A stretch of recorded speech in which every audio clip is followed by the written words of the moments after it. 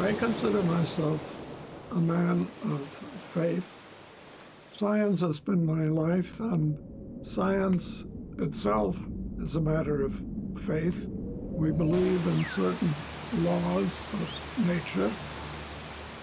We call them laws because something works in Domus Grove, and it works in Chicago, in New York, in Berlin, and Tokyo, and Beijing, and in Moscow, all the same way. Why then, what we call nature is being obeyed at all times and all places equally.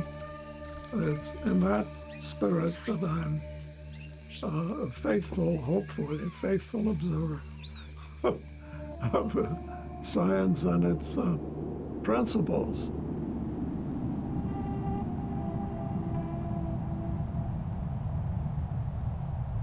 It's a world that was here long before we knew how to change it. We're the ones who arrived after the fact.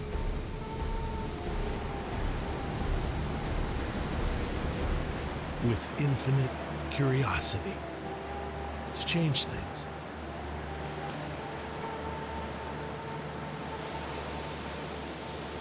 We've made incredible accomplishments alongside unthinkable devastation. And the byproduct of all this change is more change.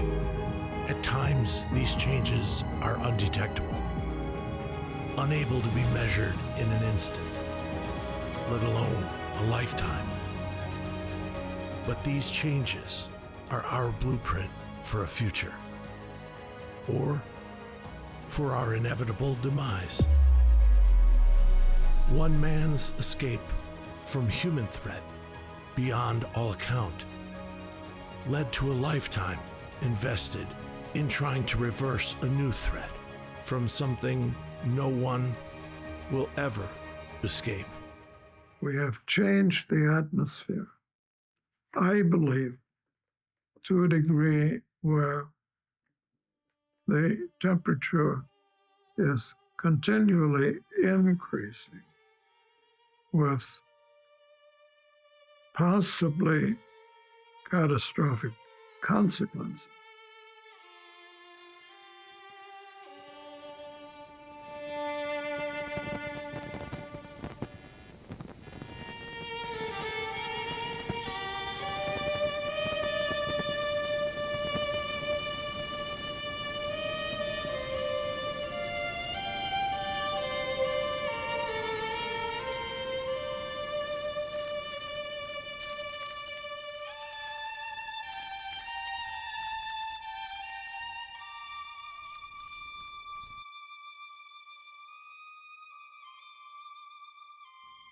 I had a typical childhood. We lived in a small town, a village in Waldorf, Thuringia. My father was a school principal in Germany, My mother was a highly intelligent housewife. I was born at the height of the German hyperinflation. So this was after World War I. Even though my father had a steady job and we lived a normal life, there was a small but prominent Jewish community.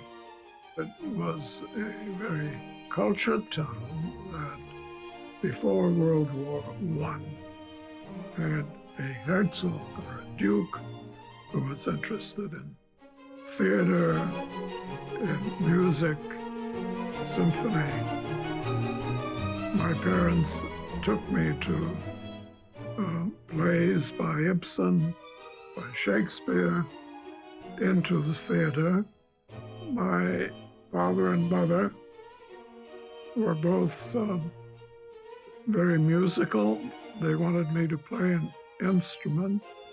So I took violin lessons at the insistence primarily of my father. When I was 10 or 11 years old, there was a democratic election, and the Nazis achieved considerable political power through democratic elections.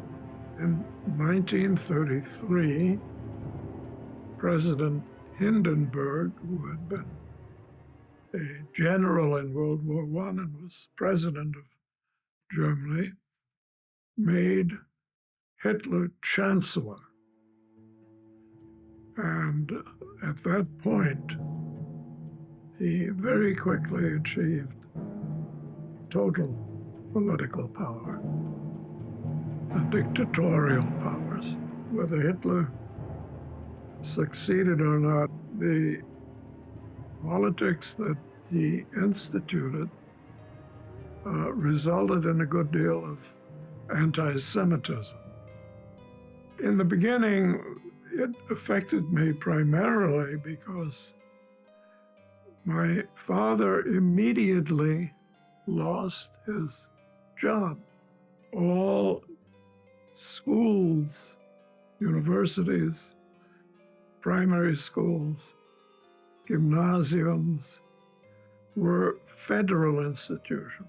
No Jew, no man of Jewish faith could hold a federal position. And that included Albert Einstein, who was a professor at the Kaiser Wilhelm Institute. He also lost his job the same day my father lost his job.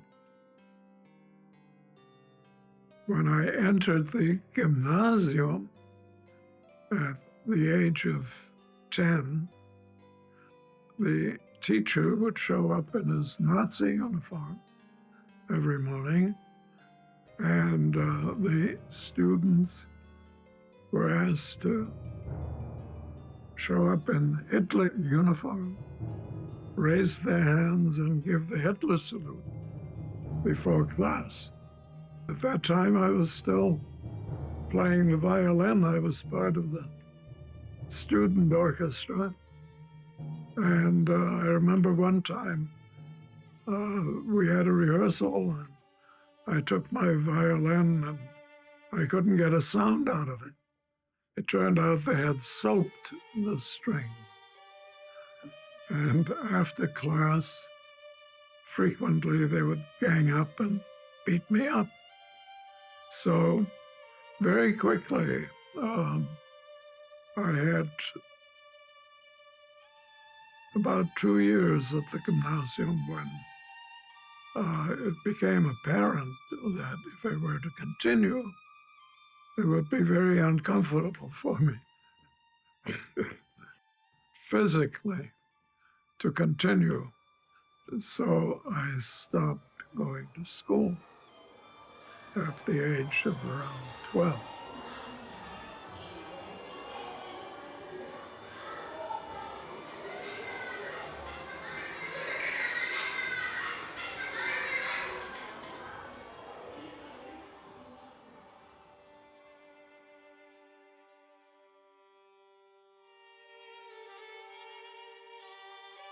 My family was severely affected.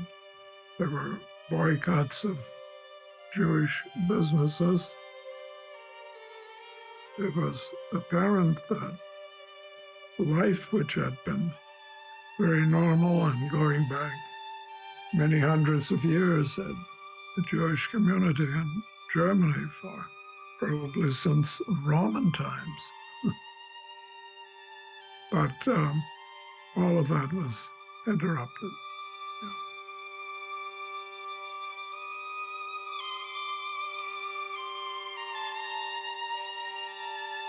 My parents were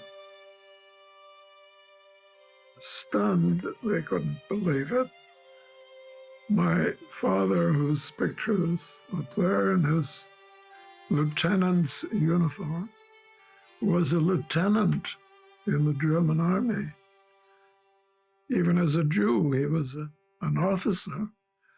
So it was inexplicable for him to believe that this could possibly last. He thought it would blow over. I mean, it was impossible for him to believe that such a thing was possible.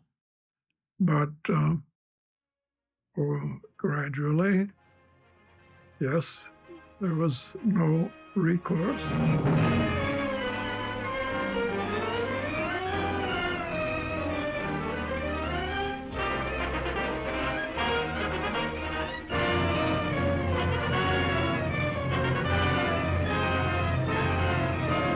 Noch 2 oder 3 Monate vergangen sind, wird euer Terror beseitigt sein. So wahr wir das sagen.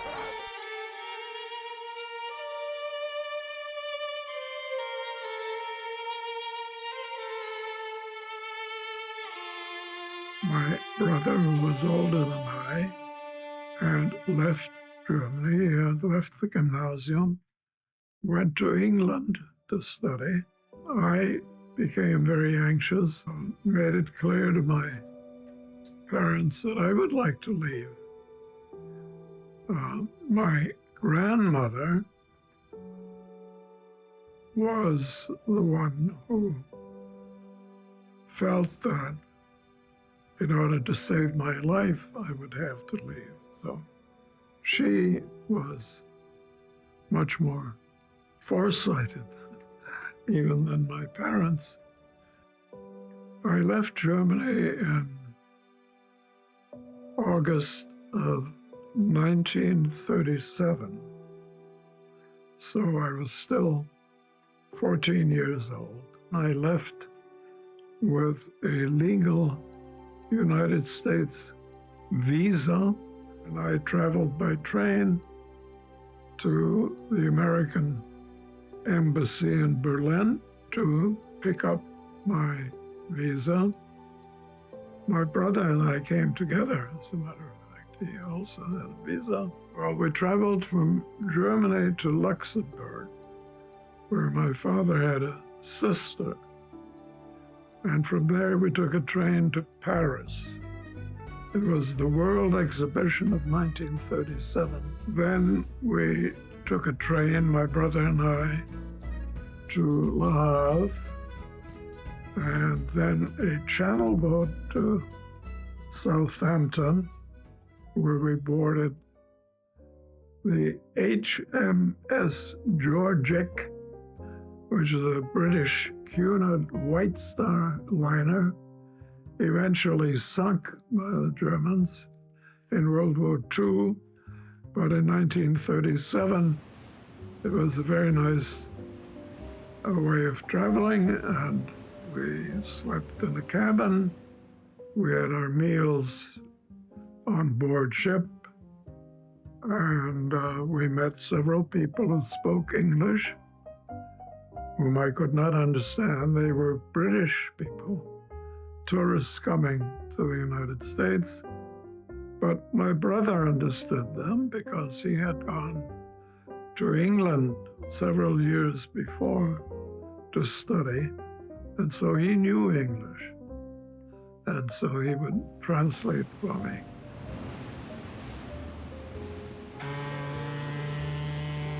I woke up one morning and went up on deck, and there was the Statue of Liberty.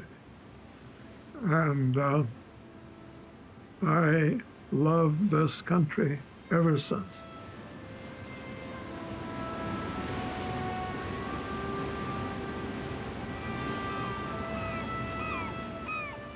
We debarked at New York Harbor, and we were met in New York by relatives of my grandmother, who very kindly took us, I remember, to a lunch at a Horn and Hardin's automat. And I thought it was wonderful in the United States. You could just open the door and take out some food. And in my innocence, I thought, well, what a wonderful country. All you do is to a restaurant, open the door and take your food. And it was very good food. So that was my first meal in this country. I stayed in New York for just 2 days, and then a cousin accompanied me on a train to Little Rock, Arkansas, where the family lived with whom I stayed. Little Rock, of course, is the capital of Arkansas. It has very impressive Capitol building, later occupied by Governor Bill Clinton. My uncle, that is the head of the household there, was very well connected politically. He was a close personal friend of Senator Joseph Taylor Robinson, who was the Democratic majority leader of the Senate and passed all of the first 100-day Roosevelt bills. He actually had sent a letter to the American ambassador in Berlin on my behalf. When I picked up my visa, they rolled out the red carpet for me. A very interesting introduction to this country. I learned English very, very quickly. I started going to high school in Little Rock right after Labor Day. I remember very vividly the English teacher said, well, we're going to start reading Tennyson's Idylls of the King. And you have to go to the bookstore downtown. I didn't know what I was asking for. Idylls of the King. What Idylls of the King? I couldn't imagine. But I got the book and I read it, and she said, well, you're going to learn passages. You have to remember 200 lines of poetry from Idylls of the King. Leodogran, the king of Camelot, had one fair daughter and none other child, and she was fairest of all flesh on earth. Guinevere and hers one delight. I learned that in my first week or two in high school, and by the end of the semester, I guess I was number one in my English class. You know, when you have to do something, you do it.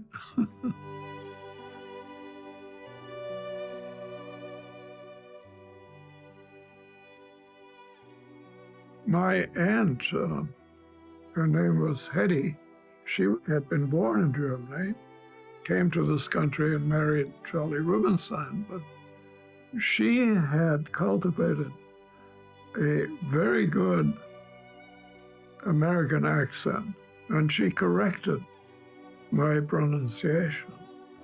And to the extent that I don't have a heavy German accent like Henry Kissinger, who came about the same time I did, because of her correcting my pronunciation, I always be grateful to her for that. I traveled with my violin. I still have it. Yes. I will always treasure having it, but I don't play it. I played it over the years occasionally because my aunt had a girl living with her, was my age. We went to high school together. And she was a very good pianist, so occasionally we would play together.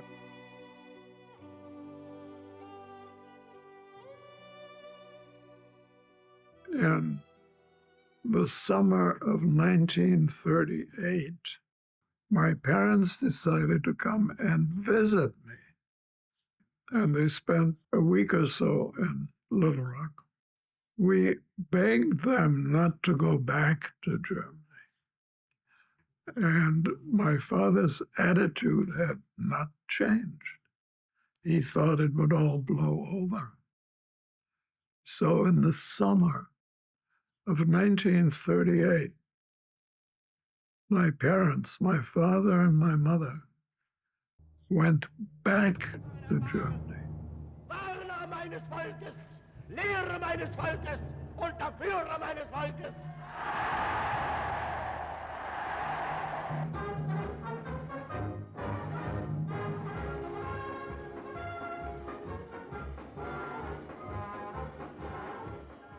And in November, there was Kristallnacht, the destruction of the synagogues and the arrest of all Jewish men. And my father ended up in Buchenwald, the concentration camp, a few months after they returned. So at that point,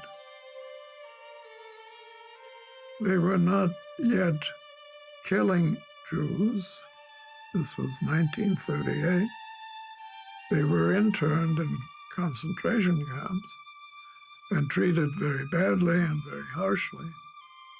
But it was still possible for them to leave the concentration camp if you could get out and leave Germany within 24 hours.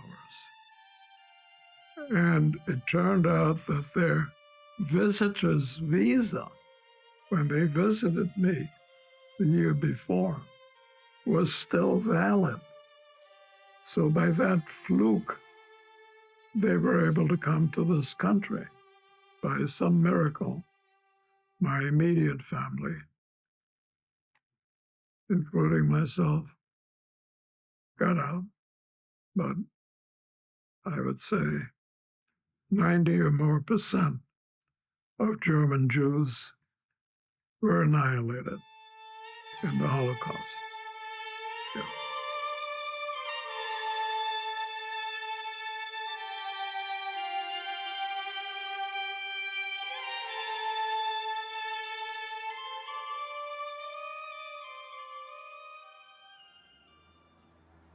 When my parents came in the beginning of 1939, they settled in Chicago. I came to Chicago. My brother came from New York. So we all reunited as a family in Chicago. I enjoyed my time in Little Rock, and then I began a rather different life here than I had enjoyed in Little Rock, because my parents came with nothing. They had to leave everything behind.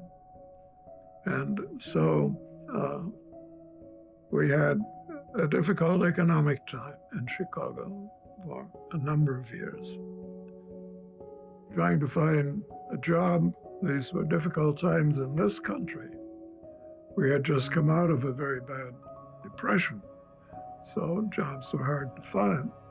And as a young person with no skills, particularly difficult, but I had a series of jobs. I became a machinist, a lathe operator on Ohio Street, working a 40-hour week. Northwestern University Dental and Medical School was within a block or two of where I was working, and I enrolled there and started taking chemistry courses at night, working during the day and studying at night. And I became very good friends with Professor Leonard Fosdick, who said, well, Dieter, if you want to earn a bachelor's degree, you will not be able to do it going to night school. Just can't be done. So what I would suggest is you go to the Evanston campus and enroll there in the day school. So I said, I don't have the funds to do that. And he said, well, you should go there anyway, because I think they will give you a scholarship. So that's what happened. And I got a bachelor's degree in chemistry at Northwestern University. And I had very, very excellent professors there who became personal friends. One in particular, Irving Klotz, who became a member of the National Academy of Science, very distinguished man, who became a consultant to the Manhattan Project in Chicago.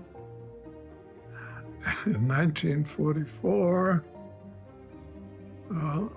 I was recruited for the Manhattan Project.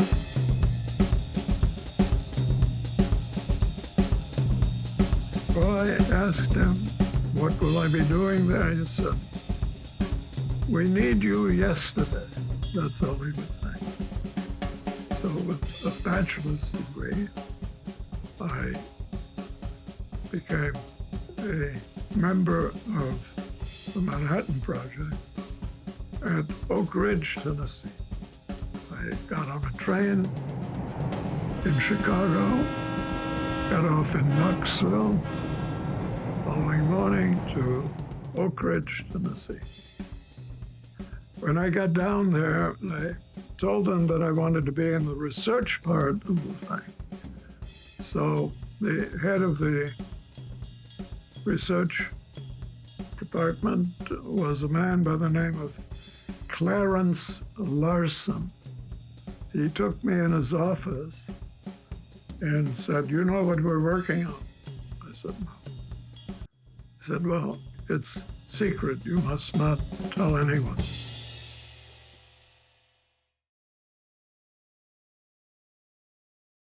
And he went to his safe and he turned a combination and he took out a handbook of physics and chemistry, which has all the elements listed. He came to uranium. He said, this is what we're working on. Uranium. Well, when I arrived there, the place was in an uproar because the facilities consisted of huge mass spectrometers that were called calutrons. They had been designed by Ernest Orlando Lawrence, who was featured in the film Oppenheimer. He was a Nobel Prize winner who had designed cyclotrons for the acceleration of particles in the 30s, and he had reconfigured the cyclotron to be a huge mass spectrometer that had magnets to maintain the ions in a certain trajectory. The magnets had burned out on these machines that filled enormous buildings. They had been disassembled, and when I got down there, the magnets had just come back, and the calutrons had been restarted and were back in operation.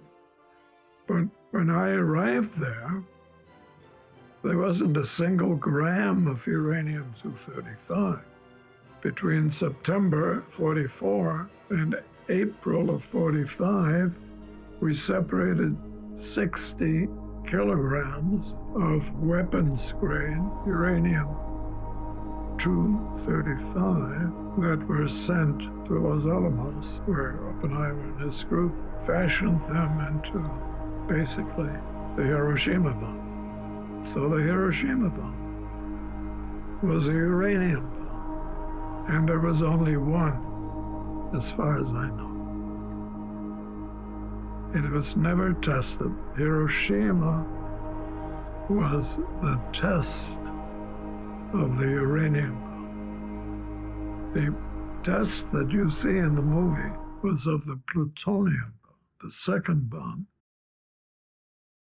was tested at Alamogordo and used on Nagasaki. But the uranium bomb had never been tested. There were at least 3,000 employees. There were construction workers because there was under construction a huge gaseous diffusion plant, which was another way of separating uranium isotopes. And that plant was under construction. The goals of the project were not to be discussed with anyone, even among ourselves. It really was a top secret project. We talked some when we went hiking in the Smokies, but the implications of what we were doing were not of concern. Part of the reason being that one still had to assume that because fission had been discovered in Germany, that Hitler and his ilk would get the bomb before we did. And so the concern was to not let that happen. You remember in December of 44, it was still undecided what was going to really happen. So our main preoccupation was to finish this job. We were not worried about the future, the effect on the world, because no one knew what the results would be. It was really not until Hiroshima that people realized what a force had been unleashed. For me, I guess the Manhattan Project ended on August 6, 1945, when the bomb was dropped on Hiroshima.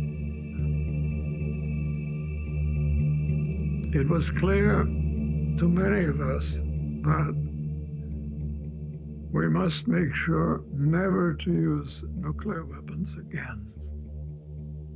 Several of us got together, we sat down, we wrote a letter to 150 politicians, celebrities, journalists, church people, what should we do? And we got letters back, about 100 letters, including one from Albert Einstein, who said, we need the world government to do it.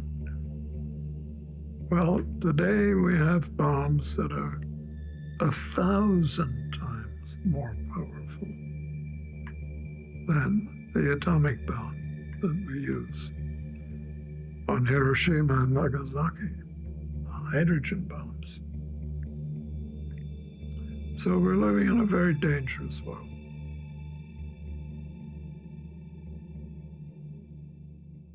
I stayed at Oak Ridge until April of '46. And then I came back to Chicago to do graduate work. I went back to Northwestern. My friend Irving Klotz was still there. I was going to work with him to get a PhD. Attitudes toward science had changed dramatically, particularly if you were in nuclear sciences. I was by that time. That was being supported very much in this country. The political situation resulted in the establishment of the Atomic Energy Commission, which took all of the existing labs and made them into national laboratories.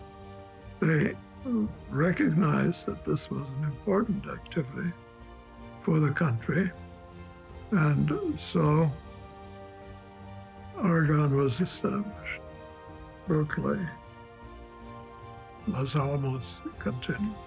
There were people at the University of Chicago.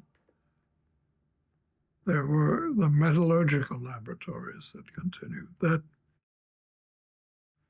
That part of the Manhattan Project resulted in building the first nuclear chain reaction. And it showed the possibility of using nuclear power for making electricity. And so Argonne became the center for the development of nuclear reactors. I had some connections there, and they wanted me to come and work down there.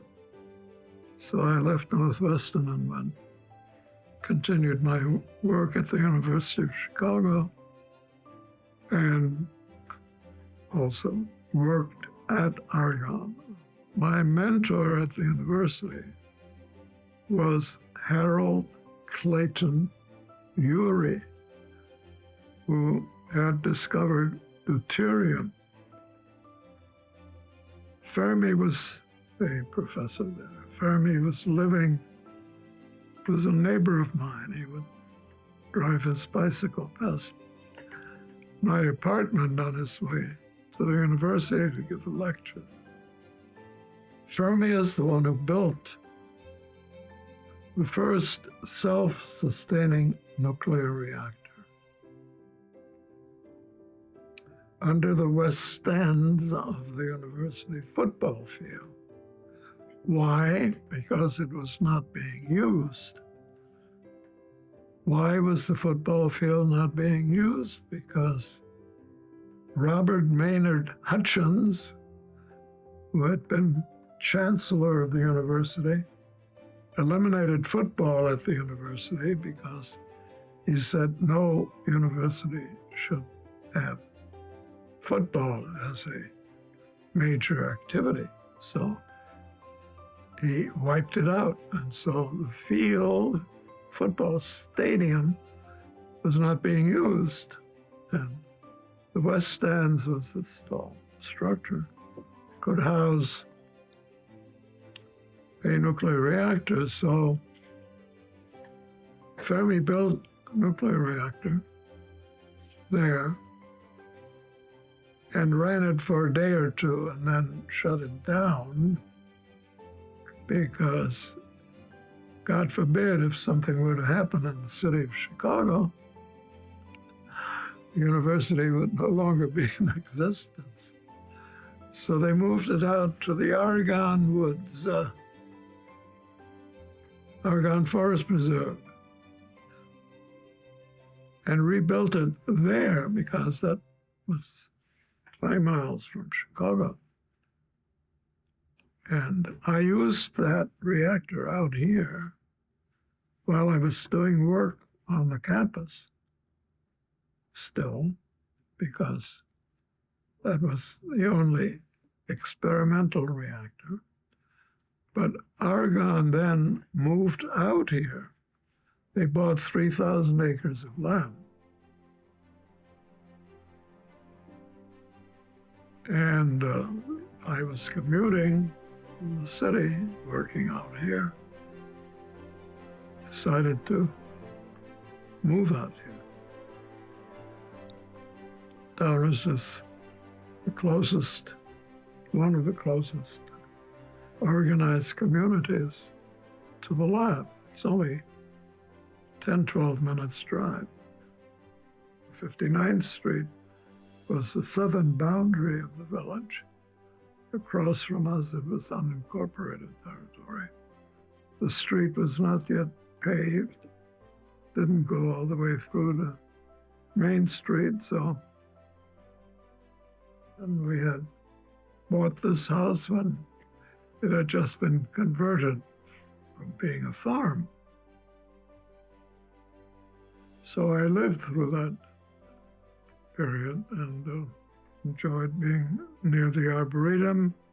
My wife used to take the kids out there for nature studies, and they grew up very much with the Arboretum.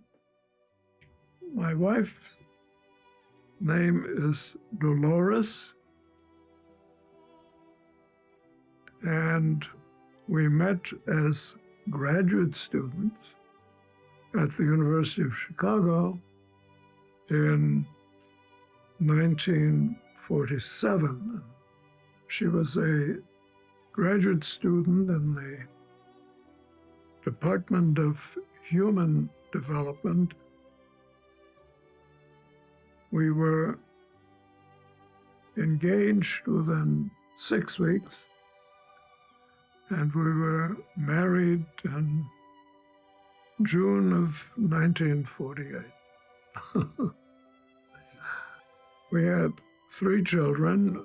All 3 of them could walk to grammar school, Hillcrest Grammar School, just a few steps from here.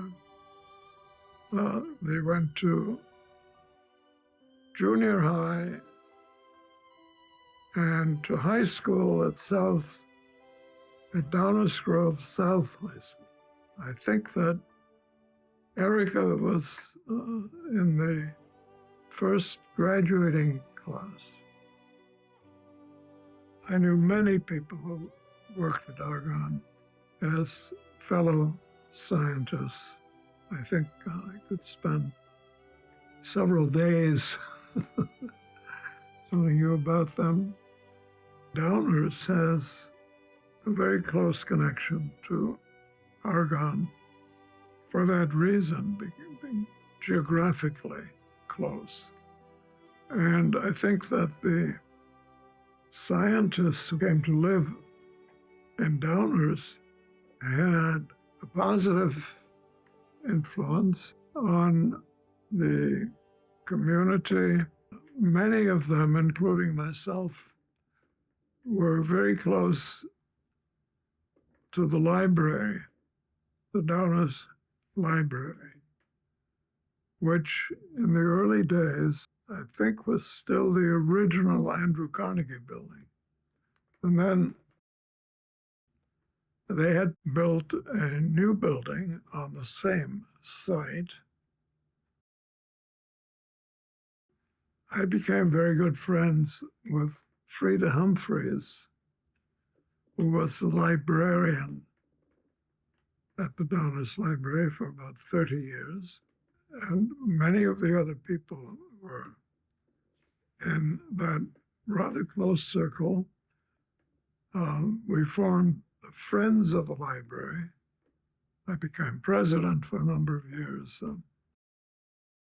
We were active in helping to pass the referendum to build the current library building, which much larger than libraries before, I think has been and is continuing to be a major resource for the village.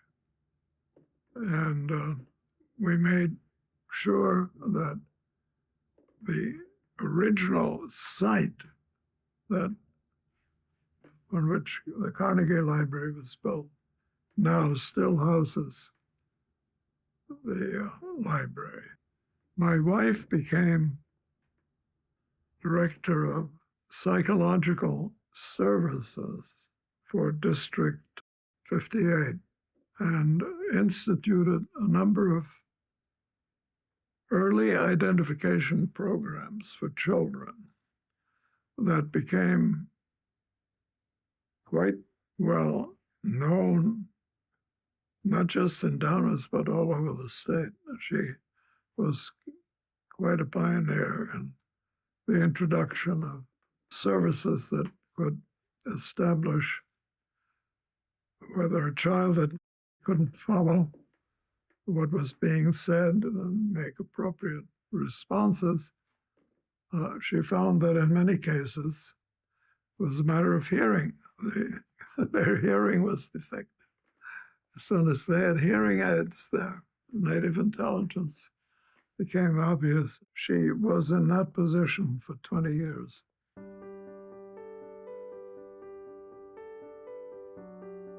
I've always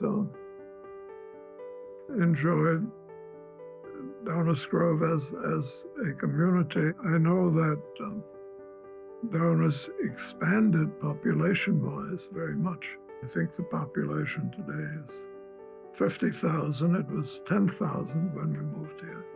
A neighbor, very close neighbor on Middle were the Mokels from the Mokel hardware store.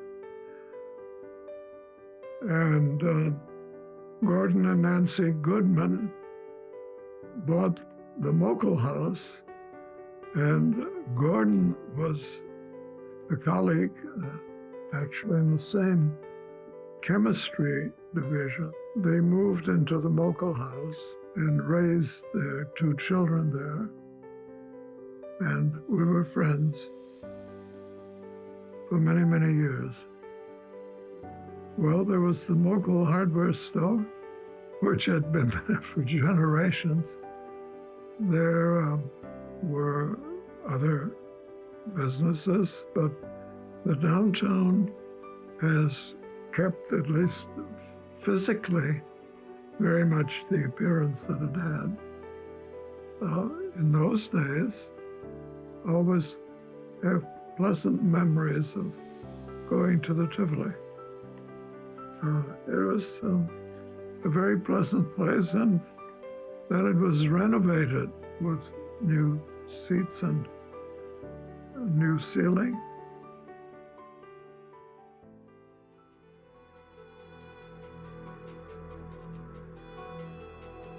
I became concerned during the first energy crisis, which people have forgotten, 1973. Remember the gas lines? Cars lined up.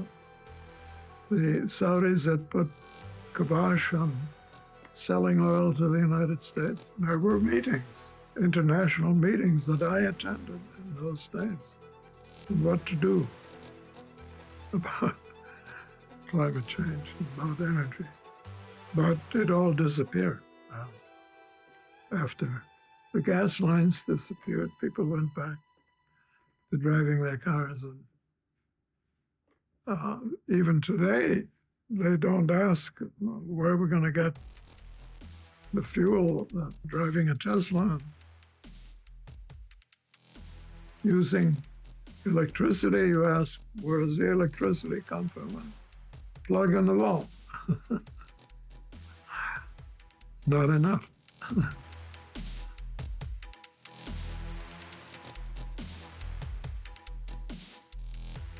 Whether you believe that climate change is a naturally occurring phenomenon, or you believe that it is caused by mankind through the burning of coal, natural gas, and oil. Burning them releases carbon dioxide. And carbon dioxide is known to be a greenhouse gas. It prevents infrared radiation from being re-emitted into space. And that re-emission of infrared radiation causes the planet to maintain a stable temperature by emission of billions and billions of tons of carbon dioxide.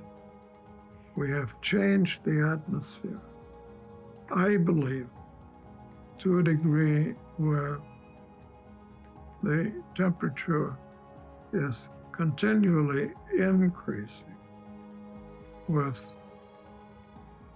possibly catastrophic consequences. Eventually, the time will come when we run out of fossil fuels. We will have none left to burn. And what do we do then? Because we are totally dependent today, essentially totally dependent on burning fossil fuels to lead the high technology life that we like to live. And there are 8 billion of us who like to live that way. So that takes an amount of energy that is inconceivable. You get a monthly bill from your electric company, right, for the number of kilowatt hours that you use. What we use globally, all of us together, in terms of energy, are not 10 or 15 or 20 or 30 kilowatt hours. We're using 200,000 terawatt hours. We're using more than 1 billion more times of energy than we're used to thinking about. And that's an enormous amount. Enormous amount. The sun is predicted to shine at this rate for another 5 billion years. So we don't have to worry. If we could find a way of using it. Well, we have found a way. Solar cells, wind turbines. But the silicon solar cells only convert 15% of the energy and the light to electricity. And we can do better than that, theoretically. And I'm trying to convert that theoretical possibility into actuality, to make it easier for us to make electricity on a large scale, on a very large scale, Now, the sun gives us enough power in 1 hour to last all of us for a year. The sun is very powerful. So, in theory, it's possible. But in practice, it turns out to be very difficult. And then there was the discovery of graphene, which is a nanocarbon material. So when that came along, with my background in that general field, I became entranced with the remarkable properties of graphene and recognized that it could serve as the active optical material in an exotonic solar cell, which is a new concept in solar cells that would be much more efficient in the conversion of light to electricity than silicon cells. And that has occupied me for the last more than 10 years. And I'm still working on it. My goal is to see the task before us in terms of supplying energy for the indefinite future for a population of perhaps 10 billion people, a population that has grown to this immense size during the last 200 years, roughly, the so-called industrial revolution that gave us many of the benefits that we enjoy currently. Many of us do not live at this kind of standard, but would like to. And if we're going to have a population of this size living with the energy requirements that we have currently, the task we face is, in my opinion, the largest challenge that mankind has ever faced, because it will require everyone to recognize that the sun is our only power source and is giving us enough energy, more than enough energy, and all of us need enough energy in 1 hour to satisfy all of our energy requirements for a year. Why is that such a challenge?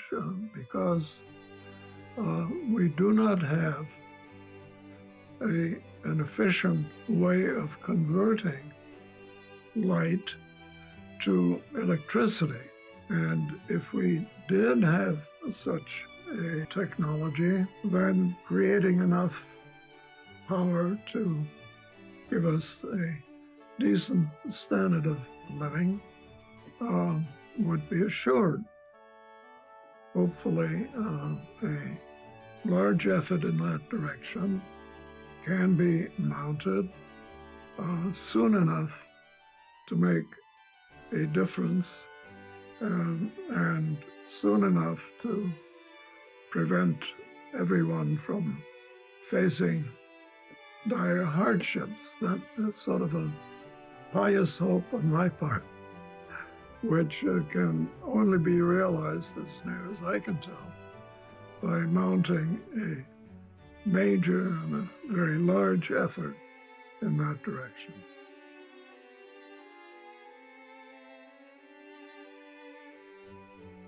The Manhattan Project was a unique occurrence in this country. I've often wondered whether the current situation that we find ourselves in could benefit from not the Manhattan Project, but something like it. A large national effort in which people try to solve the energy problems that we face. And I don't think we have anything like that today. But it is, in a way, a war that we're fighting with the climate. If we lose it, the whole globe will have lost it. I'm now talking about my opinion. It's not shared by other people, perhaps. If it were, we would have something like that. But having lived through the Manhattan Project, having seen what we can do as a country when we put our mind to it, it seems to me we're missing something today. Well, I personally believe that graphene could be the answer, and part of that belief is based on the fact that I've been involved in nanocarbon work from the beginning.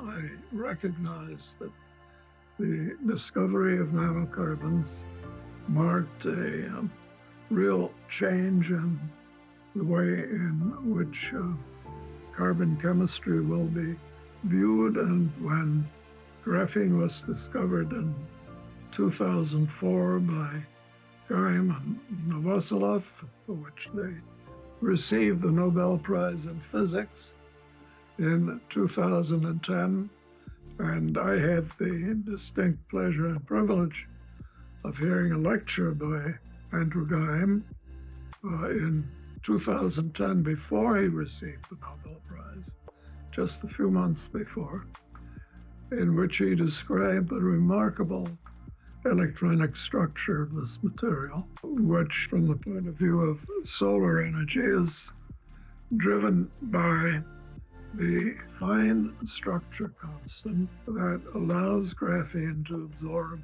light of all the wavelengths that come from the sun.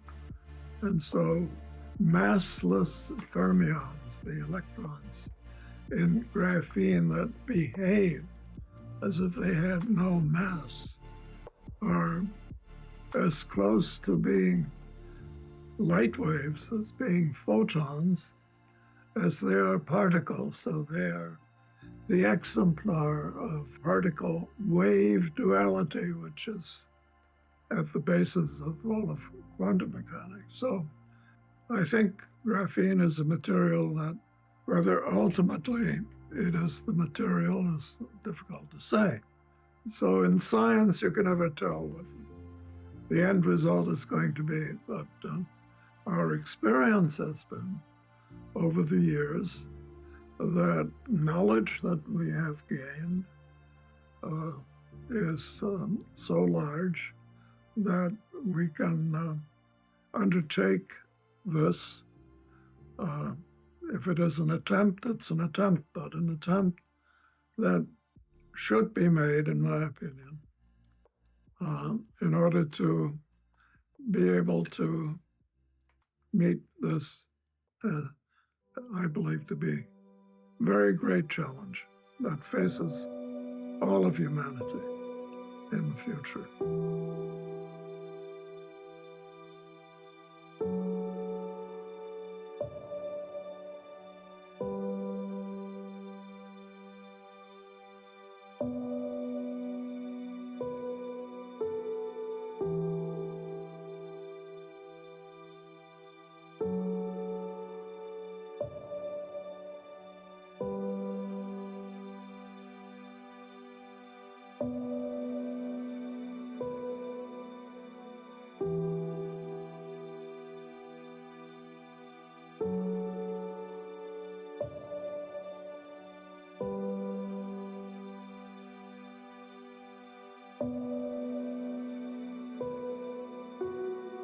Most of the things that I got right were by fortunate circumstances.